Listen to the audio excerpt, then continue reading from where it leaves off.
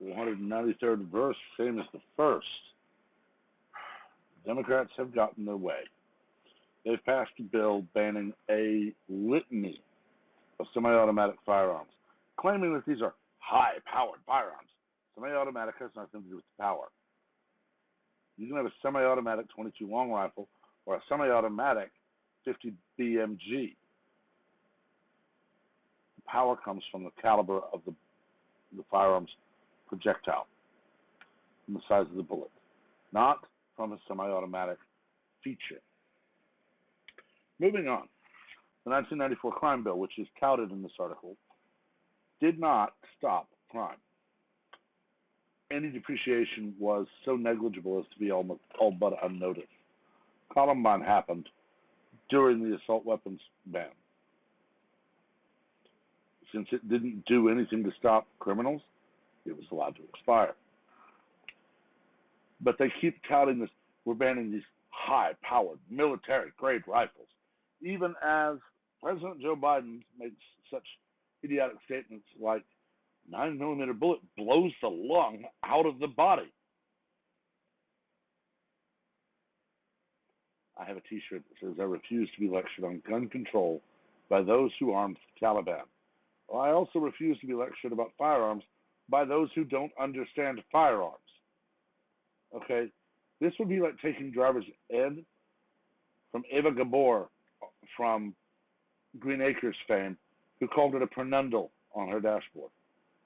For those who don't know what a pernundle is, it is the park, reverse, drive, low. I don't know where the end came from. Neutral, I guess.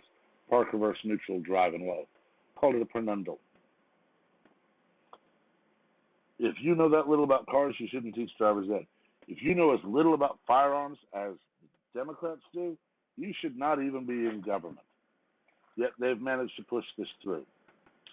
They're eliminating things like the so-called boyfriend loophole. Now, the boyfriend loophole is not a loophole. It's not a straw purchase. What they're saying, though, is people who've been convicted of domestic abuse outside of marriage cannot own a firearm. Well, I'm sorry. That's already a thing. This would be like saying, we've just passed a bill that says if you've been convicted of a felony, you can't own a gun. Congratulations, you just passed a bill doing the same thing another bill already does. It also allows for so-called red flag laws. The Extreme Risk Protection Order, ERPO, or red flag law, basically states that police can storm into your home, seize your property, and tell you, we'll let you know when the trial is so you can come try and get your property back. We've already had at least one death due to this. I believe it was in Connecticut, but it was up on the northeast seaboard. A man was reported as dangerous by someone he barely knew. They had had a verbal argument, and the man that died won the argument. Basically, he proved a snowflake wrong. Snowflake didn't like it, so Snowflake reported the first man as being dangerous. Police just kick down the door. The man grabs for his firearm, thinking he's under attack. Police start shouting orders, and when he didn't obey the order before it was shouted, shot and killed him. Later, we find out he was not dangerous in any way, but the man who reported him, nothing was done because he felt threatened. They are supposedly expanding background checks for 18 to 21-year-olds. Here's an idea. If you're not going to allow an 18-year-old who legally is an adult to exercise their Second Amendment right, don't allow them to go to college, don't allow them to enter the military, and don't allow them to vote. If they cannot exercise every right enshrined in the Constitution to be protected by the Constitution, not granted by, protected by, then they may not vote, they may not serve in the military, and they may not attend college. Now, that last one's actually something I think should be done anyway. You get out of high school, I think you should go out into the real world for 3 to 4 years, work a job, pay taxes, and learn what real life is about.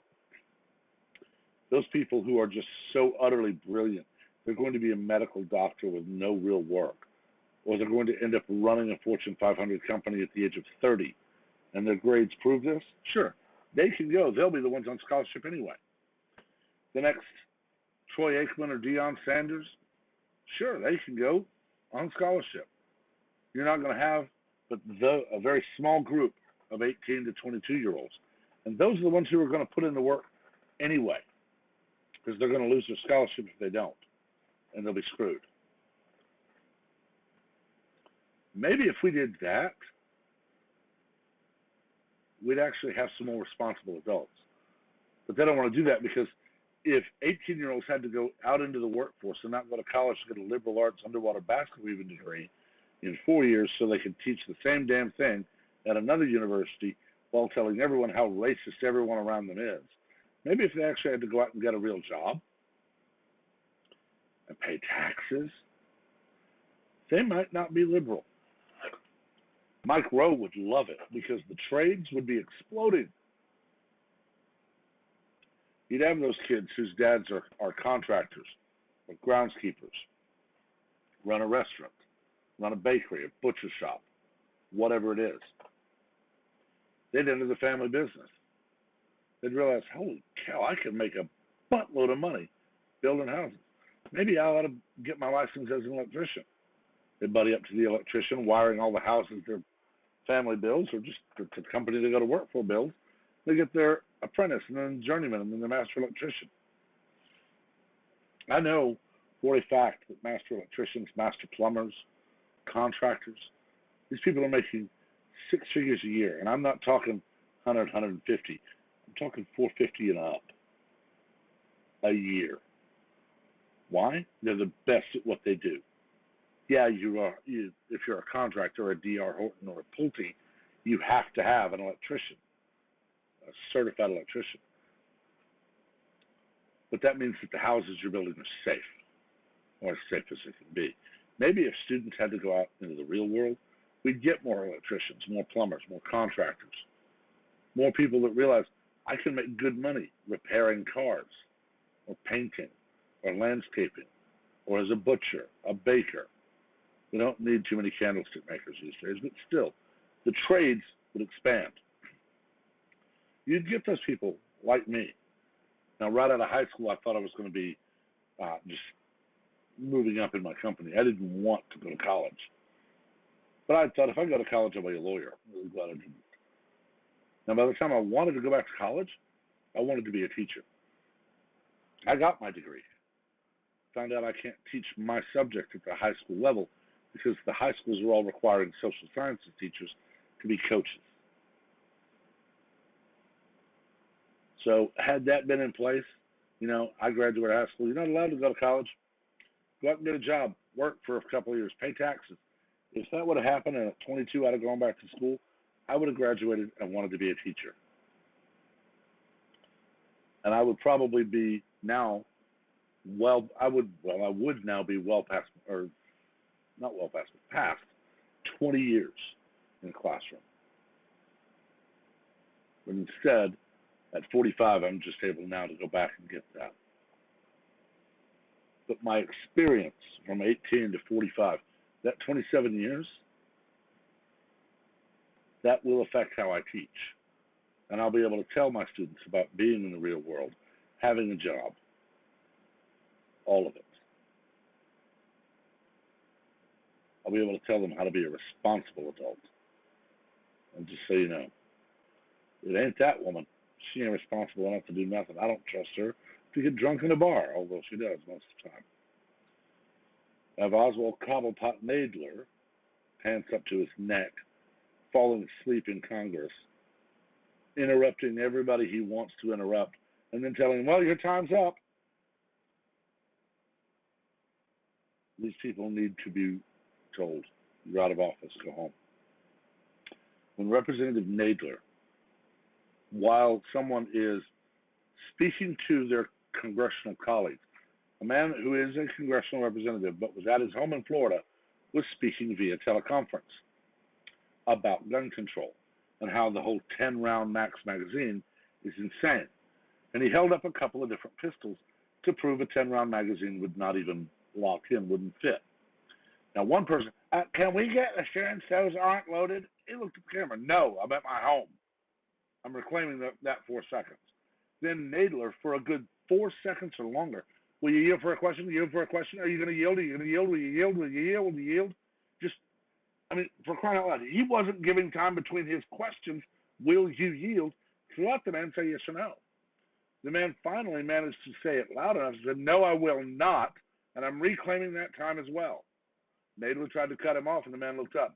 You've interrupted me, as have others. I'm taking my full time, which includes all the time you stole from me. And when Nadler finally realized, oh, I've got somebody with a spine, he finally shut up. But that's their tactic. They're going to pass crap like this, and then anyone who tries to speak who would be able to prove what crap it is, they just interrupt and speak over and shout down. Pelosi, Nadler, Schumer, AOC, and every other Democrat live, work, party, dine, all of it, behind the security blanket of heavily armed guards, most of them carrying fully automatic weapons. Yet they push their lies that semi-automatic means high-powered and it blows the lung right out of the body. These are the people who pushed the idiotic video that said, watch what happens to a watermelon with shotgun on an AR-15. Then you see a pump-action shotgun. And it was only after, I believe, 1,000 or more people said, that's a shotgun in response to the tweet, that it was pulled down, and a simple, there was an inaccuracy in a video we posted that has been removed. They showed video of, I believe, a Kentucky gun range at a organized event where they used a lot of tracers. See, this is just the horrific war in Syria. And only after countless people said that was an organized event in Kentucky. Yet again, there was an inaccuracy in a previous story. It has been removed. They don't apologize. They don't do anything other than just basically say, we were caught, we pulled it, you're not allowed to say a word. And that's what they'll do with this. Anyone who proves them wrong, oh, you're just a gun nut who wants people dead. They asked, I believe it was Representative Presley, although I may be wrong. No, actually it was Cori Bush. They asked, why is it you favor disarming American citizens while you have armed guards? So you want me dead? You want me dead? Do you want me dead? You're saying you want me dead? I really wanted that reporter to look her square in the eyes and go, no. But I don't want people who aren't a member of Congress dead either. Why do you want them disarmed, but you deserve armed guards? Her response is extremely telling. Because her response amounted to nothing more than, I deserve to be protected. You deserve to cower in your homes and obey me. That's exactly what Democrats are saying. And this will do nothing. Because, first of all, they know they cannot confiscate weapons. So they grudgingly said, well, anything that's already been purchased, we'll let you keep. But criminals don't purchase from a gun store. They steal them from homes, or they buy them on the black market. And when this does nothing to stop crime, I can guarantee you're going to hear, well, now we have to confiscate. Obviously, this ban on sales didn't work, so now they all have to be turned in. These are the people who read 1984 and thought, great ideas. We should do them all. And all I can say is, when they show up at my door, I will echo Leonidas, Lexington Concord, Patrick Henry, and so many others throughout history who, when told to comply or else, they responded with some version of, I pick or else. Be it Molon Labe, be it firing the shot heard around the world, or be it give me liberty or give me death. I will not comply. Just be aware they're going to do it and watch for the twists and spins all over the media when they do. Anyway, let me know what you think in the comments. As always, remain civil. We can disagree, discuss, dissent, debate, all we want. But stay civil. We're not here to be toddlers screaming at each other. Anybody doing that, I will block. As always, make sure you subscribe with notifications turned on so that you're able to know of all new content as it posts. As I've said, I'm between jobs. I don't have a lot of free time to sit and do this. So it'll be kind of sporadic. Until next time, have a wonderful day.